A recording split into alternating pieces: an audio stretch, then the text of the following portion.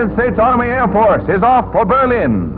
Bucking a 70-mile-an-hour headwind, our flying forts hit temperatures ranging as low as 58 below zero as it bombs away over the German capital.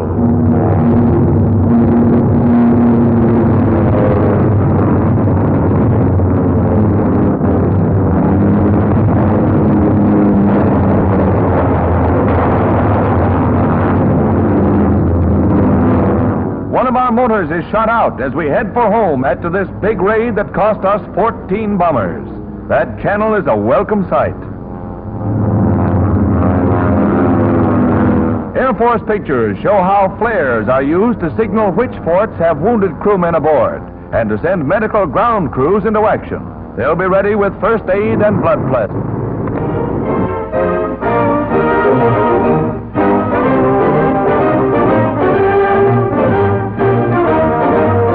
The first American flag to fly over Berlin. Heroes of the 8th Air Force. They tell of their first daylight raid. I'd like to introduce the pilot of the crew on this lead ship, Lieutenant Brown. Brownie? Colonel, I was glad that I was along with him. I don't care about too many of them like that. Fine. Sergeant, you were flying as waist gunner in the sock robbers. Well, Colonel, all I got to say was my birthday that day, and it was a hell of a place to celebrate a birthday, but it was well worth it. Be the first one to go over to Berlin. Well, boys, how would you like to go over again?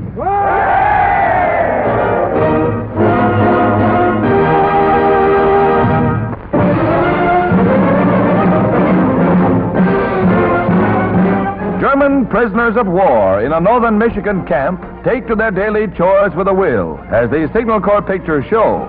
Use of the men for timber work was recently authorized to offset the grave labor shortage.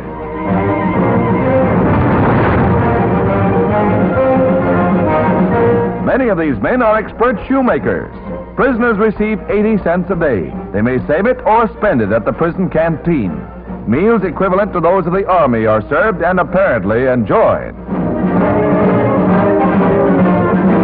There is no boredom here. This is imprisonment in humane America.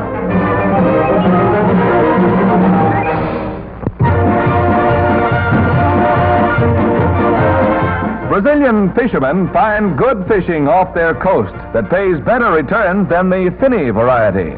The catch is crude rubber, lost by the German war machine when the U.S. Navy sank 3 blockade runners. The German ships were bound from the Dutch East Indies with their vital cargoes when caught and sunk. Since then, fishermen have salvaged from 10 to 20 tons a day. Hitler's loss will help keep our war machines rolling.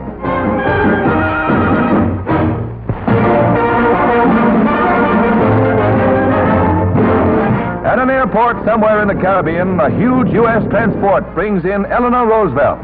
Signal Corps pictures show her stopping off here on one of her many trips.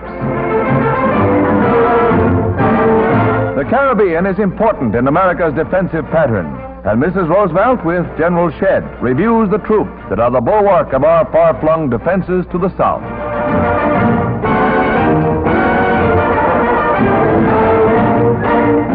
A new Australian destroyer is being christened today by Mrs. Douglas MacArthur. Named the Bataan in tribute to these gallant men of General MacArthur's who fought the Japs to the very end, she will bear an honored name. Listen thee, Bataan, and may God bless you. Bataan is the name that this proud ship goes forth to avenge. May she have the honor of sailing victoriously past Bataan itself in our sweep to victory.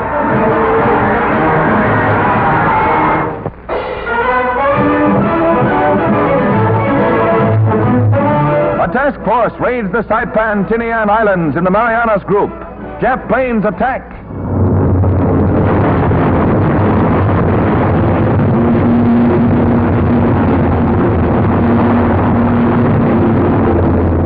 "29 Japs shot from the sky."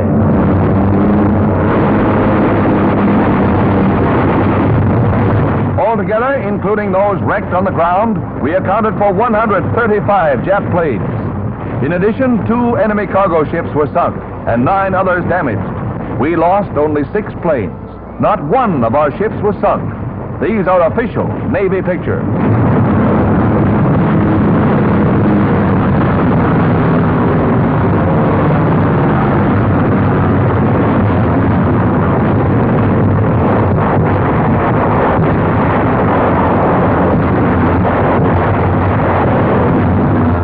Navy didn't turn up, as usual, even though the enemy detected our approach well in advance. Navy Secretary Knox said this raid in the one on Truk proved our mastery of the Pacific.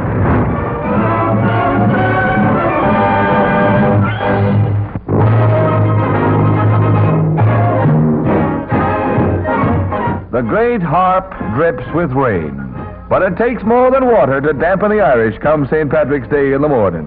48,000 faithful strut up New York's Fifth Avenue. The wee ones were there, too.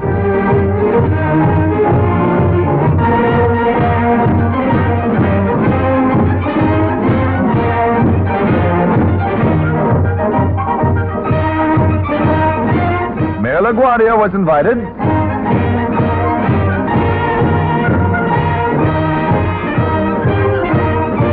There may be water in those boots, but watch that strut. She can practically play Molly O with that baton.